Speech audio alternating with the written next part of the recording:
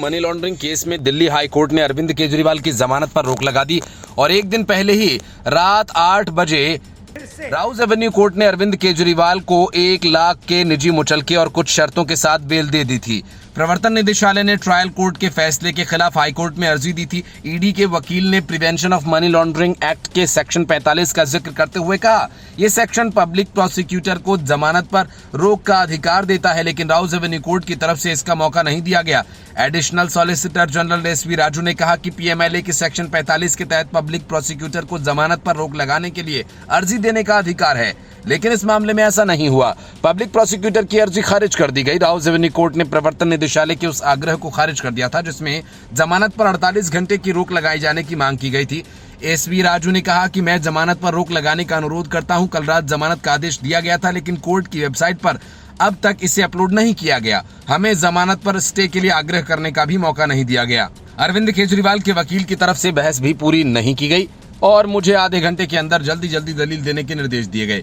मेरे पास इतना कम समय था कि लिखित अर्जी भी न दे सका।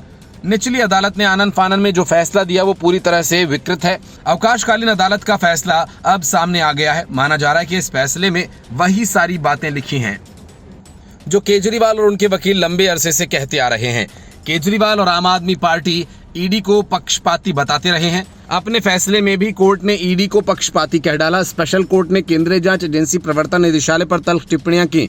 अदालत ने यह भी माना कि केजरीवाल के खिलाफ कोई सीधा सबूत नहीं है। हालांकि राउज एवेन्यू स्थित स्पेशल कोर्ट के इस आदेश को ईडी ने दिल्ली हाई कोर्ट में चुनौती दी। जज न्याय बिंदु ने अपने आदेश में कई अहम बातें कही। कोर्ट ने कहा कि ईडी रिकॉर्ड पर ऐसा कुछ नहीं रखा है जिससे पता चले कि विजय नायर अरविंद केजरीवाल के निर्देश पर काम कर रहा था। जांच एजेंसी ये साबित करने में भी विफल रही कि विनोद चौहान का चरणप्रीत के साथ नजदीकी संबंध था।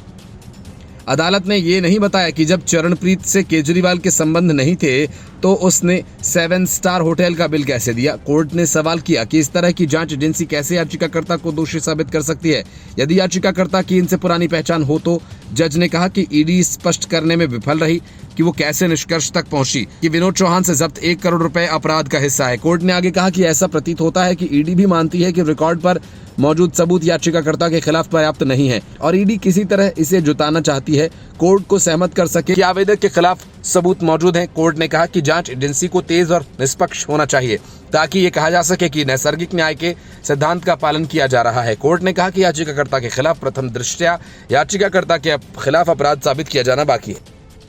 Bureau report, news of India.